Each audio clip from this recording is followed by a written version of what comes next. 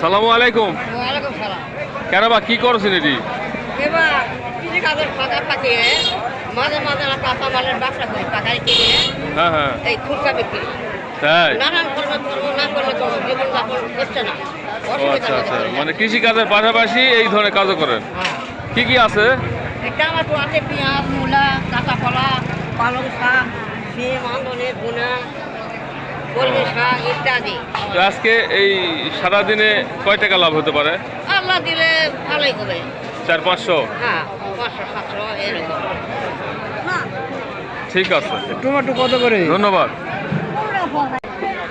মানুষ আসলে জীবিকা নির্বাহের জন্য কৃষিকাজের পাশাপাশি আমার চাচা এই পাইকারি মালামাল কিনে খুচরাভাবে বিক্রি করছে, এতে 500-700 টাকা লাভ হয়।